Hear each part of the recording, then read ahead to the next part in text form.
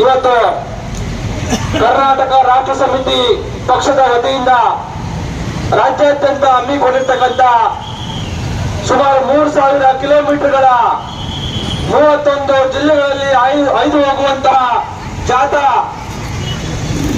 ದೇವನಹಳ್ಳಿಯಿಂದ ಇಂದು ಪ್ರಾರಂಭವಾಗಿದೆ. ದೇವನಹಳ್ಳಿಯಿಂದ ಚಿಕ್ಕಬಳ್ಳಾಪುರದ ಮೂಲಕವಾಗಿ ಈಗ ಕೋಲಾರ ಪಟ್ಟಣಕ್ಕೆ ಇವತ್ತು ಜಾಥಾ ಬಂದಿದೆ. ಇನ್ನು 12 ದಿನಗಳ ಕಾಲ ಈ ಜಾಥಾ ರಾಜ್ಯದ ಎಲ್ಲ ಜಿಲ್ಲೆಗಳಲ್ಲಿ ಹಾದು ಬೆಂಗಳೂರು ಗ್ರಾಮಾಂತರದ ನೆಲಮಂಗಲದಲ್ಲಿ 2ನೇ ತಾರೀಕು ಸಮಾರೋಪ ಸಮಾರಂಭ ಅಲ್ಲಿ ಆಗಲಿದೆ. ಜಾಥಾದ ಉದ್ದೇಶವನ್ನು ನಿಮ್ಗೆ ಈಗಾಗಲೇ ಮಹೇಶ್ ಅವರು ಹೇಳ್ತಾ ಇದ್ರು. ಕರ್ನಾಟಕ ರಾಷ್ಟ್ರ ಸಮಿತಿ ಪಕ್ಷ ಇವತ್ತಿರ್ತಕ್ಕಂಥ ಭ್ರಷ್ಟ ರಾಜಕೀಯ ವ್ಯವಸ್ಥೆಯನ್ನ ತೊಲಗಿಸಬೇಕು. ಈ ದೇಶ ಮತ್ತು ಈ ರಾಜ್ಯದ ನಿಜವಾದ ಒಂದು ದೊಡ್ಡ ಜ್ವಲಂತ ಸಮಸ್ಯೆ ಭ್ರಷ್ಟಾಚಾರ. ಅಂತ ಭ್ರಷ್ಟಾಚಾರವನ್ನ ತೊಲಗಿಸಿದ್ರೆ, ಭ್ರಷ್ಟರನ್ನ ತೊಲಗಿಸಿದ್ರೆ, ರಾಜಕೀಯದಲ್ಲಿ ಮತ್ತೆ ಆಡಳಿತದಲ್ಲಿ ಇರ್ತಕ್ಕಂಥ ಭ್ರಷ್ಟ ನಾಡದ್ರೋಹಿ ದೇಶದ್ರೋಹಿಗಳನ್ನ ಗಲ್ಲಿಗೆ ಏರಿಸಿದ್ರೆ ಈ ನಾಡಿನ ಸಕಲ ಜೀವಿಗಳು ಸಂತೋಷವಾಗಿ ಆನಂದವಾಗಿ ಬದುಕಬಹುದು ಅಂತಕ್ಕಂಥ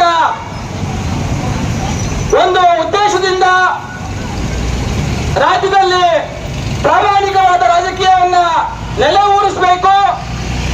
ಇವತ್ತಿರ್ತಕ್ಕಂಥ ಅನಿಷ್ಟ ಅನೀತಿಯುತ ದುರಾಡಳಿತವನ್ನ ಮಾಡ್ತಾ ಇರ್ತಕ್ಕಂಥ ಈ ಜೆಡಿಎಸ್, ಕಾಂಗ್ರೆಸ್, ಬಿಜೆಪಿ ಪಕ್ಷಗಳನ್ನ ರಾಜ್ಯದಲ್ಲಿ ನಿರ್ಮೂಲನೆ ಮಾಡಬೇಕು. ಒಳ್ಳೆಯವರು, ಪ್ರಾಮಾಣಿಕರು, ಸಾಮಾನ್ಯ ಜನರು ಇವತ್ತು ರಾಜಕಾರಣ ಮಾಡುವಂತಹ ವಾತಾವರಣವನ್ನು ನಿರ್ಮಿಸಬೇಕು ಅಂತಕ್ಕಂಥ ಒಂದು ಘನ ಉದ್ದೇಶದಲ್ಲಿ ಕರ್ನಾಟಕ ರಾಷ್ಟ್ರ ಸಮಿತಿ ಪಕ್ಷ ರಾಜ್ಯಾದ್ಯಂತ ನಿರಂತರವಾಗಿ ಹೋರಾಡ್ತಾ ಇದೆ. ಹಲವಾರು ವರ್ಷಗಳಿಂದ ಕೋಲಾರದಲ್ಲೂ ಕೂಡ ಹಿಂದೆ ಇದ್ದಂತಹ ಈಗ ನಮ್ಮ ಪಕ್ಷದ ಕಾರ್ಯದರ್ಶಿಯಾಗಿರ್ತಕ್ಕಂಥ ಇಂದಿರಾ ರಾಘವರೆಡ್ಡಿ ಅವರು ಹಿಂದೆ ಈ ಜಿಲ್ಲೆಯಲ್ಲಿ ಅಧ್ಯಕ್ಷರಾಗಿದ್ದಂತಹ ಸಂದರ್ಭದಲ್ಲಿ ಇಲ್ಲಿನ ಹಲವಾರು ಭ್ರಷ್ಟ ಅಧಿಕಾರಿಗಳ ವಿರುದ್ಧ ಹೋರಾಟವನ್ನು ಮಾಡಿದ್ರು. ಇಲ್ಲೇ ಬ್ರೋಕರ್ಗಳನ್ನ ಇಟ್ಕೊಂಡು, ಬ್ರೋಕರ್ಗಳನ್ನ ದಲ್ಲಾಳಿಗಳನ್ನ ಇಟ್ಕೊಂಡು ಜನರನ್ನ ಅವರಿಂದ ಸುಲಿಗೆ ಮಾಡಿಸಿ ಅವರು ತಂದುಕೊಡ್ತಕ್ಕಂಥ ಏಸಿಗೆಯನ್ನ ತಿಂತಾ ಇದ್ರು, ನೆಗ್ತಾ ಇದ್ರು ಆರ್ಟಿಒಗಳು. ಅಂತ ಒಂದು ದಂಧೆಯನ್ನ ಬಯಲಿಗೆ ಎಳೆದು ಅಂತವರ ವಿರುದ್ಧ ಹೋರಾಟ ಮಾಡೋದಕ್ಕೆ ಹೋದಂತಹ ನಮ್ಮ ಪಕ್ಷದವರ ಮೇಲೆ ಸುಳ್ಳು ಪೊಲೀಸರನ್ನ ಕರೆಸು, ಸುಳ್ಳು ದೂರುಗಳನ್ನ ಹಾಕಿಸಿ ಅವರ ಆ ದಲ್ಲಾಳಿಗಳ ನಮ್ಮವರ ಮೇಲೆ ಹಲ್ಲೆ ಮಾಡಿದ್ರು. ಮಾರಣಾಂತಿಕವಾಗಿ ಹಲ್ಲೆ ಮಾಡಿದ್ರು. ಆ ನೀಚರು, ಕೊಟ್ಟಿರ್ತಕ್ಕಂಥ ನೀಚರು, ಅನ್ಯಾಯದ ಅಕ್ರಮದ ದುಡ್ಡನ್ನ ತಿಂದು ಕೊಟ್ಟಿರ್ತಕ್ಕಂಥ ದಲ್ಲಾಳಿಗಳು ಅವತ್ತಿನ ಆರ್ಟಿಒ ಕೃಪಾಕಟಾಕ್ಷದ ಮೇರೆಗೆ ನಮ್ಮ ಸೈನಿಕರ ಮೇಲೆ ಹಲ್ಲೆ ಮಾಡಿದ್ರು. ಹೇಗಿನ ವ್ಯವಸ್ಥೆ ನೀವು ಅರ್ಥ ಮಾಡ್ಕೋಬೇಕು. ಹಲ್ಲೆ ಮಾಡಿದವ್ರ ಮೇಲೆ ಪಾಪ ನಮ್ಮ ಪೊಲೀಸರು ಹೋಗಿ ಯಾರು ಹಲ್ಲೆ ಮಾಡ್ತಾರಲ್ಲ, ಇದೇನು ಪ್ರಜಾಪ್ರಭುತ್ವ ಅಥವಾ ಸಂವಿಧಾನ ಇರ್ತಕ್ಕಂಥ ವ್ಯವಸ್ಥೆನ, ದೇಶನ ನಾವು ಯೂನಿಫಾರ್ಮ್ ಹಾಕೊಂಡ್ರೆ ಸಂವಿಧಾನನ ಉಳಿಸೋದಕ್ಕ ಕತ್ತಕಾಯಕ ಬೋಸಡಿಕೆ ಅಂತ ಹೇಳಿ ಹಲ್ಲೆ ಮಾಡಿದವ್ರನ್ನ ಎತ್ತಾಕೊಂಡು ಮುಂದೆ ಗುಂತಾರೆ ಅಂತ ಹೇಳಿ ನಾವು ಭಾವಿಸ್ಕೊಂಡಿದ್ವಿ. ಆದ್ರೆ ಇಲ್ಲಿರ್ತಕ್ಕಂಥ ಪೊಲೀಸರು ಏನ್ ಮಾಡಿದ್ರು? ಏನಾದ್ರು ಮಾಡಿದ್ರ ಮಹೇಶ್? ಏನು ಮಾಡಲಿಲ್ಲ ನೋಡಿ, ಏನು ಮಾಡಲಿಲ್ಲ.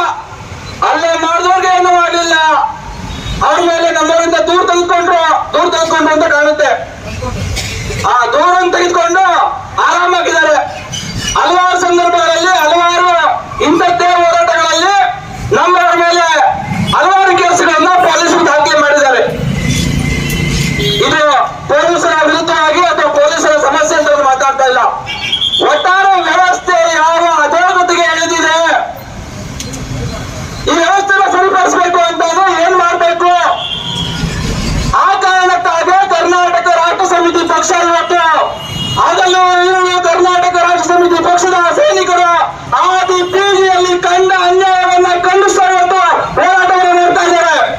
ಹೀಗೆ ನಿರಂತರವಾಗಿ ಹಲವಾರು ಕಡೆಗಳಲ್ಲಿ ಪೊಲೀಸರು ಕೇಸುಗಳನ್ನ ಮಾಡ್ತಾ ಇದ್ದಾರೆ. ನನ್ನ ಮೇಲೆ 5 ಕೇಸ್ ಇದೆ, ನಮ್ಮ ಅಧ್ಯಕ್ಷರ ಮೇಲೆ 10 ಕೇಸ್ ಇದೆ, ನಮ್ಮ ಉಪಾಧ್ಯಕ್ಷರ ಮೇಲೆ ಯಾರೆಲ್ಲ ವೇದಿಕೆ ಮೇಲೆ ಕುಳಿತಿದ್ದಾರೋ ಅವ್ರಿಗೆಲ್ಲರೂ ನಮ್ಮ ಪಕ್ಷದಲ್ಲಿ ಒಂದಷ್ಟು ಕೇಸ್ಗಳ ಮೇಲೆ ಬಿದ್ದಿರುತ್ತೆ ಗ್ಯಾರಂಟಿ ಅಂತ. ಯಾಕಂದ್ರೆ ಮುಂಚೂಣಿಯಲ್ಲಿ ಹೋರಾಟವನ್ನು ಮಾಡಿರ್ತೀವಿ.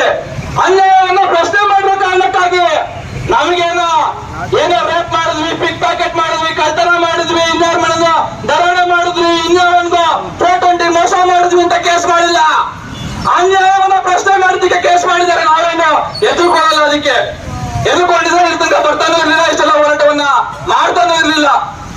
ಈ ರೀತಿಯಾಗಿ ನಿರಂತರವಾಗಿ ದೌರ್ಜನ್ಯವನ್ನ ಸಹಿಸಿಕೊಂಡು ಇವತ್ತು ಕರ್ನಾಟಕ ರಾಜ್ಯ ಸಮಿತಿ ಪಕ್ಷ ಹೋರಾಡ್ತಾ ಇದೆ. ಅದು ಒಳ್ಳೆಯ ರಾಜಕೀಯ ವ್ಯವಸ್ಥೆಯನ್ನ ಕಟ್ಟಬೇಕು. ಇವತ್ತು ಪೊಲೀಸರು ಕೇಳಿದ್ರೆ ಹೇಳ್ತಾರೆ, ಮೊನ್ನೆ ಯಾರೋ PWD ಇಂಜಿನಿಯರ್ ನಾನು ನಮ್ಮ ಅಧ್ಯಕ್ಷರು ನಡ್ಕೊಂಡು ವಿಧಾನಸೌಧ ಮುಂದೆ ಬರ್ಬೇಕಾದ್ರೆ ಆದ PWD ಇಂಜಿನಿಯರ್ ಅಂತ ಕೇಳ್ತಿದಂಗೆ ಅಧ್ಯಕ್ಷರು ನ್ಯಾಯ ನೀತಿಯಿಂದ ಪ್ರಾಮಾಣಿಕವಾಗಿ ಕೆಲಸ ಮಾಡ್ರಪ್ಪ ಅಂತ ಹೇಳಿದ್ರು. ಆತ ಸಾರ್ ಹೆಂಗ್ ಸಾರ್ ಪ್ರಾಮಾಣಿಕವಾಗಿ ಕೆಲಸ ಮಾಡೋದು ಸಾರ್, ನಮ್ಗೆ ವ್ಯವಸ್ಥೆ ಬಿಡ್ತಾ ಇಲ್ಲ ಸರ್, ಪ್ರಾಮಾಣಿಕವಾಗಿ ನಾವು ಒಳ್ಳೆಯವರಾಗಿದ್ದೇವೆ ಸರ್, ಆದ್ರೆ ರಾಜಕಾರಣಿಗಳು ಬಿಡ್ತಾರೆ ಸರ್ ನಮ್ಗೆ ಅಂತ ಹೇಳಿ ದಯನೀಯ ಸ್ಥಿತಿಯಲ್ಲಿ, ನಿಜವಾಗ್ಲೂ ದಯನೀಯ ಸ್ಥಿತಿಯಲ್ಲಿ ಆತ ಕೇಳ್ತಾ ಇದ್ದ. ಅದಕ್ಕೆ ಅಧ್ಯಕ್ಷ ಹೇಳ್ತಾ ಇದ್ರೆ ಗೋಲಿ ಹೊಡೆದು ಕೆಲಸ ಮಾಡು, ಕೆಲಸ ಮಾಡಂಗಿದ್ರೆ ಗೋಲಿ ಹೊಡೆದು ಮಾಡು, ಇಲ್ಲಾಂದ್ರೆ ಬಿಟ್ಬಿಟ್ಟು ಬಂದು ಬೇರೆ ಕೆಲಸ ಮಾಡು, ಯಾಕೆ ಈ ತರ ಬೇಡ್ಕೊಟ್ಟೆ ಅಂತ ಹೇಳಿ ಆ PWD ಇಂಜಿನಿಯರ್ಗೆ ನಮ್ಮ ಅಧ್ಯಕ್ಷರು ಹೇಳ್ತಾ ಇದ್ರು. ಈ ತರದ ಅಧಿಕಾರಿಗಳನ್ನ ದುರ್ಬಳಕೆ ಮಾಡಿಕೊಂಡು ಅಧಿಕಾರಿಗಳನ್ನು ಅಧಿಗರಿಸಿ ಹಾಳು ಮಾಡಿ ಅವರ ಚೀಟಕ್ಕಿಟ್ಕೊಂಡು ಅಕ್ಷರಶಃ ಇವತ್ತು ಅಧಿಕಾರಿಗಳನ್ನ ಚೀಟಕ್ಕಿಟ್ಕೊಂಡು ಇವತ್ತಿನ ರಾಜಕಾರಣಿಗಳು ಕೆಲಸ ಮಾಡ್ತಾ ಇದ್ದಾರೆ, ಕೊಳ್ಳ ನಡೀತಾ ಇದ್ದಾರೆ, ಲೂಟಿ ನಡೀತಾ ಇದ್ದಾರೆ.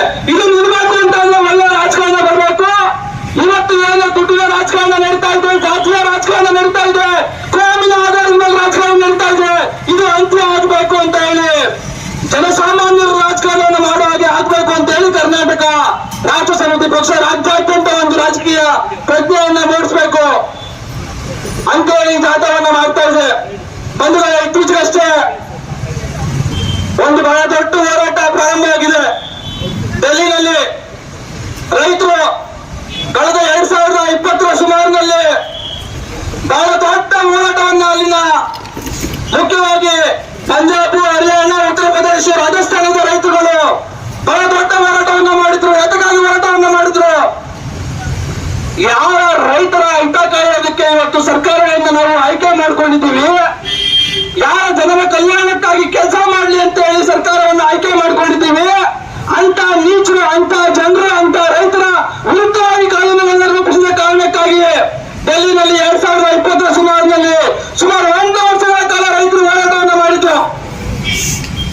ಅವರ ಒಂದು ಬದ್ಧತೆ, ಅಂತ ಒಂದು ಕಠಿಣವಾದಂತಹ ಆಡಳಿತ ಸರ್ಕಾರದ ವಿರೋಧವನ್ನ ಲೆಕ್ಕಿಸದ ಹೋರಾಟ ಮಾಡಿದ ಕಾರಣಕ್ಕಾಗಿ ಅವತ್ತು ಏನು 3 ಪ್ರಮುಖ ರೈತ ವಿರೋಧಿ ಮಸೂದೆಗಳನ್ನ ವಾಪಸ್ ತೆಗೆದುಕೊಂಡು ಇವತ್ತು ಮತ್ತೆ ಹೋರಾಟವನ್ನು ಮಾಡ್ತಾ ಇದ್ದಾರೆ. ನಾನು ಯಾಕೆ ವಿಚಾರವನ್ನ ಹೇಳ್ತಾ ಇದ್ದೀನಿ ಅಂತಂದ್ರೆ, ಕೋಲಾರ ಇವತ್ತು ಬಹಳಷ್ಟು ಒಂದ್ ರೀತಿಯಾಗಿ ಏನಂತಾರೆ ಅವ್ರಿಗೆ ಪ್ರಗತಿಪರ ರೈತರು, ಒಂದಷ್ಟು ಸೈಂಟಿಫಿಕ್ ಆಗಿ ಇವತ್ತಿನ ಟೆಕ್ನಾಲಜಿಯನ್ನ ಬಳಸ್ಕೊಂಡು ಇಡೀ ರಾಜ್ಯದಲ್ಲಿ ಉತ್ತಮವಾಗಿ ಬೇಸಾಯವನ್ನ ಮಾಡ್ತಾ ಇದ್ರು. ಅದು ಕೋಲಾರದ ಜನರು, ಕೋಲಾರದ ರೈತರು.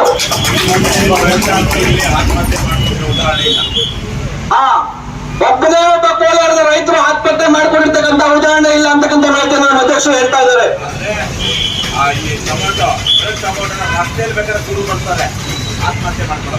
ಅದೇ ಸಮಸ್ಯೆ. ಇವಾಗ ರೈತರು ಚೆನ್ನಾಗಿ ದುಡಿತಾ ಇದ್ದಾರೆ, ಕೇವಲ ಕೋಲಾರದಲ್ಲ ಇಡೀ ರಾಜ್ಯದಲ್ಲಿ ಎಲ್ಲೆಲ್ಲಿ ವ್ಯವಸಾಯಕ್ಕೆ ಸೂಕ್ತವಾದಂತಹ ಭೂಮಿ ಇದೆ, ನೀರಿದೆ, ಅಲ್ಲೆಲ್ಲ ಪಾಪ ಈ ಕೋಲಾರದ ರೈತರು ಹೋಗಿ ಬೆಳೆ ಬೆಳೀತಾ ಇದ್ದಾರೆ. ಹಗಲು ರಾತ್ರಿ ಬೆವರು ಸುರಿಸಿ ಬೆಳೆಯನ್ನ ಬೆಳೀತಾ ಇದ್ದಾರೆ. ಆದ್ರೆ ಅವರು ಕೊನೆಯದಾಗಿ ಕೇಳೋದೇನು?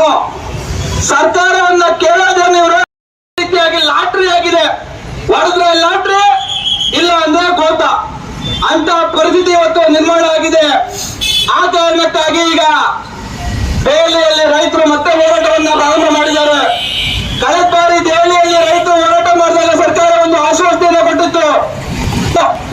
ರೈತರಿಗೆ ಏನು ರೈತ ಬೇಡಿಕೆ, ವರ್ಷಗಳ ಬೇಡಿಕೆ ಏನಿದೆ, ಕನಿಷ್ಠ ಬೆಲೆಯನ್ನ ನಿಗದಿ ಮಾಡುವಂತ ವಿಚಾರವಾಗಿ ಒಂದು ಕಮಿಟಿಯನ್ನ ಮಾಡ್ತೀವಿ. ಕಮಿಟಿ ಶೀಘ್ರವಾಗಿ ವರದಿ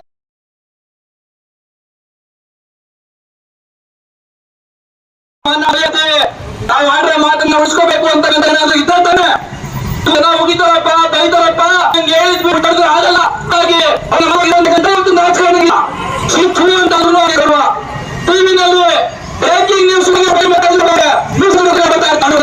ಮಾಡೋ ಕಾರಣಕ್ಕಾಗಿ ಮತ್ತೊಮ್ಮೆ ಈಗ ಹೋರಾಟಕ್ಕೆ ಎಲ್ಲಿದ್ದಾರೆ. ರೈತ ಕೇಳ್ತಕ್ಕಂಥದ್ದು ಮಾಡಕ್ಕಾಗ್ತಾ ಇರಲ್ಲ, ಸರ್ಕಾರ ನಡೆಸಿಕೆ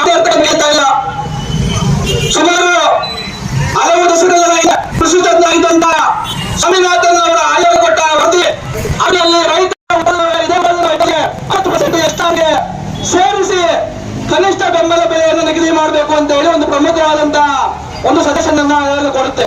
ಅದನ್ನ ರೈತರು ಇವತ್ತು ಕೇಳ್ತಾ ಇದ್ದಾರೆ. ಏನ್ ತಪ್ಪಿದೆ? ರೈತರು ಕೊಟ್ರೆ ಏನಾಗುತ್ತೆ? ಇವತ್ತು ಭಾರತ 70 ಜನರ ಆದಾಯದ ಮೂಲ ಇವತ್ತು ವ್ಯವಸಾಯ ಕೃಷಿ ಅಂತ ನಾವೆಲ್ಲರೂ ಅನ್ಮಾಡೋದಾದ್ರೆ ರೈತರಿಗೆ ಮಾಡಿದ್ರೆ ಇನ್ಯಾರಿಗೆ ಮಾಡಬೇಕು?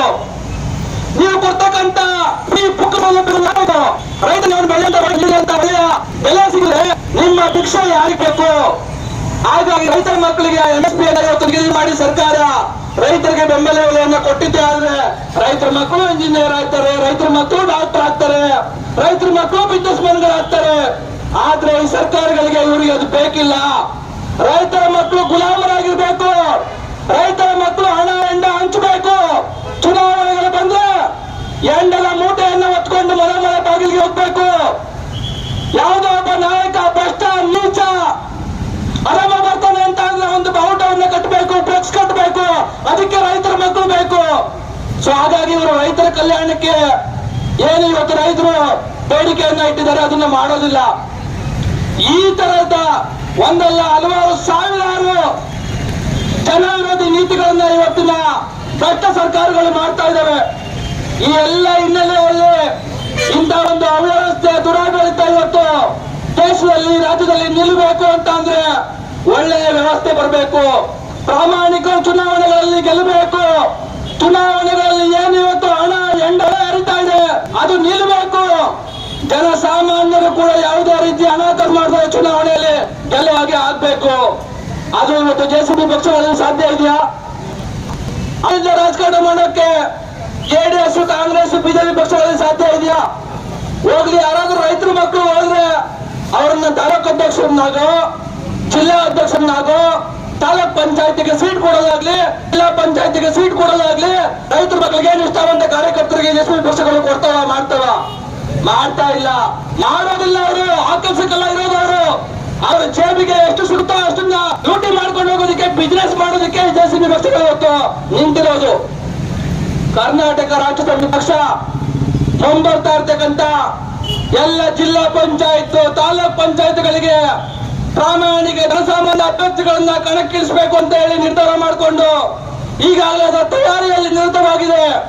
ಹಾಗಾಗಿ ಕೋಲಾರ ಜಿಲ್ಲೆಯಲ್ಲಿ ಇರ್ತಕ್ಕಂಥ ಪ್ರಾಮಾಣಿಕ ರಾಜಕಾರಣವನ್ನು ಮಾಡಬೇಕು, ಈ ದೇಶವನ್ನ ಉಳಿಸ್ಕೋಬೇಕು, ನಾಡನ್ನ ಉಳಿಸ್ಕೋಬೇಕು ಅಂತ ಹೇಳಿ ಬಯಸ್ತಕ್ಕಂಥ ನಾಡ ಪ್ರೇಮಿಗಳಿದ್ರೆ ದಯಮಾಡಿ ಮುಂದೆ ಬನ್ನಿ. ಕರ್ನಾಟಕ ರಾಷ್ಟ್ರ ಸಮಿತಿ ಪಕ್ಷ ನಿಮಗೆ, ನೀವು ಜನಸಾಮಾನ್ಯರಾಗಿದ್ರೆ, ನೀವು ನಮ್ಮ ಪಕ್ಷದ ತತ್ವ ಸಿದ್ಧಾಂತಗಳಿಗೆ ಬದ್ಧರಾಗಿ ಕೆಲಸ ಮಾಡೋದಕ್ಕೆ ರೆಡಿ ಆಗಿದ್ರೆ ನಾವು ನಿಮಗೆ ರೆಡ್ ಕಾರ್ಪೆಟ್ ಹಾಕ್ತೀವಿ. ಕರ್ನಾಟಕ ರಾಷ್ಟ್ರ ಸಮಿತಿ ಪಕ್ಷ ನಿಮಗೆ ಜನಸಾಮಾನ್ಯರಿಗೆ ರೆಡ್ ಕಾರ್ಪೆಟ್ ಹಾಕಿ ನಿಮಗೆ ತಾಲೂಕ್ ಪಂಚಾಯತಿ ಜಿಲ್ಲಾ ಪಂಚಾಯತಿಗಳಿಗೆ ನಾವು ಸೀಟ್ ಕೊಡ್ತೀವಿ. ಅಂತ ಭ್ರಷ್ಟ JCB JDS ಕಾಂಗ್ರೆಸ್ BJP ದುಡ್ದವ್ರಿಗೆ ಟಿಕೆಟ್ ಕೊಡಲ್ಲ. ಅಲ್ಲಿ ದುಡ್ದವ್ರಿಗೆ ಮರ್ಯಾದೆ ಇಲ್ಲ. ಕೋಟ್ಯಾಂತರ ರೂಪಾಯಿ ಇಟ್ಕೊಂಡವ್ರಿಗೆ 3 ಕಾಸಿನ ಬೆಲೆ ಇಲ್ಲ. ಇಲ್ಲಿ ನಿಮ್ಮೂರಲ್ಲಿ ಮೀಸ ತಿಳ್ಕೊಂಡು ಸ್ಕಾರ್ಪಿಯೋ ಫಾರ್ಚುನರ್ ಬೆಂಚ್ ಕಾರಲ್ಲಿ ಓಡಾಡೋನು ಅಲ್ಲಿ ಹೋಗ್ಬಿಟ್ಟು ಎಲ್ಲೆಲ್ಲ ವಿಧಾನಸಭಾ ಹತ್ರ ಹೋಗ್ಬಿಟ್ಟು ಯಾವನ MP ಮುಂದೆ MLA ಮುಂದೆ ಅವ್ರ ಪಕ್ಷದ ಮುಖಂಡರ ಮುಂದೆ ತಲೆ ಬಗ್ಗಿಸ್ಕೊಂಡು ನಿಂತ್ಕೊಳ್ಳಿ ಹಣ ಹಣ ಹಣ ಹಣ ಹಣ ಅಂತ ಇಲ್ಲಿ ಬಂದು ಏನು ಎಲ್ಲಪ್ಪ ಪಾಪ ಕಾರ್ಯಕರ್ತರಿರ್ತಾರಲ್ಲ ಅವ್ರ ಮುಂದೆ ಏನು ಏನೋ ರಾಮ ಅಂತ ಫಾರ್ಚುನರ್ ಕಾರಲ್ಲಿ ಸಣ್ಣ ಬಂದು ಕಂಡು ಇಳಿಸ್ಕೊಂಡು ಮಾತಾಡೋದು. ಏನಪ್ಪ ಇವ್ರಿಗೆ ಮಾನ ಮರ್ಯಾದೆ ಸ್ವಾಭಿಮಾನ ಆತ್ಮಗೌರವ ಏನಾದ್ರು ಉಳಿಸ್ಕೊಂಡಿದಾರ? ಇಂಥ ನಾಯಕರನ್ನ ಜನರು ಒಪ್ಪೋದಾದ್ರೂ ಹೇಗೆ? ನೋಡಿದಂತ ನಡ್ಕೋಬೇಕನ್ನ ಒಬ್ಬ ನಾಯಕ. ಹೌದು, ನಮ್ಗೆ ನಮ್ಮ ನಾಯಕರು ಅಂದ್ರೆ ನಿಜವಾಗ್ಲೂ ಹೀರೋ ಅಂತ ಅನ್ಸ್ಬೇಕು. ಹೌದು, ನಮ್ಮ ನಾಯಕರು ನಮ್ಗೆ ಹೀರೋ ಇವತ್ತು. ನಮ್ಮ ನಾಯಕರು ನಮ್ಗೆ ಮಾಡಲ್ ಇವತ್ತು. ತೋರಿಸ್ಲಿ, ಹೇಳಿ ಯಾವನಾದ್ರೂ JDS ಕಾಂಗ್ರೆಸ್ BJP ಅನ್ನೋ ನಮ್ಮ ನಾಯಕ ಕಚ್ಚಾ ಬದಲಾಗಿ ಇಟ್ಕೊಂಡಿದ್ದಾನೆ.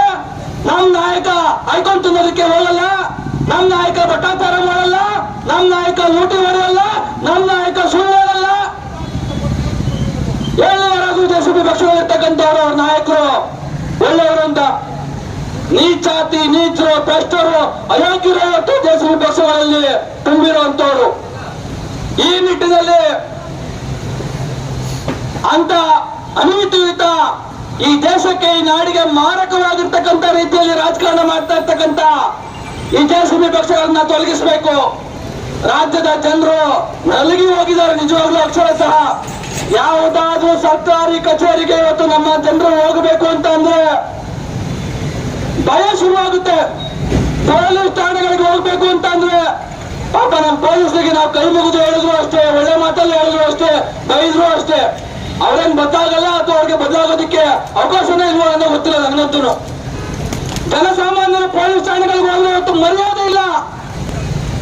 ಇನ್ಯಾವಾಗ ಮುಂದೆ ಬೆಳಿಗ್ಗೆ ಎದ್ದು ಅವ್ರ ಮನೆ ಮುಂದೆ ನಿಂತ್ಕೋತಾರೆ, ಕೈ ಕಟ್ಕೊಂಡು ನರ ಬಗ್ಗಿಸ್ಕೊಂಡು ನಿಂತ್ಕೋತಾರೆ. ಇವತ್ತು ರಾಜಕಾರಣಿಗಳು ಏನ್ ಮಾಡ್ತಾರೆ ಅಂತ ಹೇಳಿದ್ದಲ್ಲ ಅವಾಗಲೇ, ಇಲ್ಲಿನ ರಾಜಕಾರಣಿಗಳು ಬೆಂಗಳೂರು ಡೆಲ್ಲಿಗೆ ಹೋಗಿ ಅದೇ ಕೆಲಸನ ಬೆಳಿಗ್ಗೆ ಎದ್ದು ಜನಸಾಮಾನ್ಯರ ಮುಂದೆ ಏನೋ ಏನೇ ಹೋಗಿ ಬಾರಿ ಅಂತ ಮಾತಾಡ್ಸುವಂತ ಪೊಲೀಸರು ಇಲ್ಲಿನ MLA MP ರಾಜಕಾರಣಿ ಪುಡಾರಿಗಳ ಮುಂದೆ ಹೋಗಿ ನರ ಬಗ್ಗಿಸ್ಕೊಂಡು ನಿಂತ್ಕೋತಾರೆ. ಯಾಕನ್ನ ಗೌರವದಿಂದ ಇರಿ, ಸ್ವಾಭಿಮಾನ ಉಳಿಸ್ಕೊಂಡಿರಿ.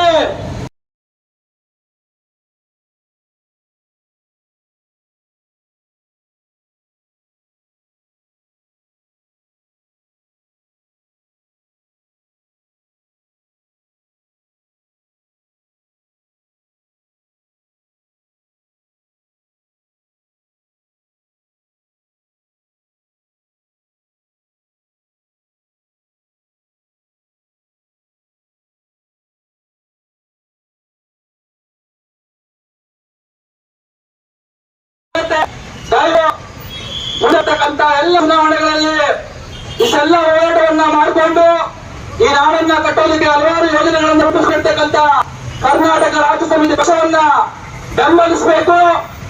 ಏನು ಪಕ್ಷದ ಎಲ್ಲ ಕಾರ್ಯಗಳು ಜನರ ದೇಣಿಗೆಯಿಂದಲೇ ಇವತ್ತು ನಡೀತಾ ಇರ್ತಕ್ಕಂಥದ್ದು.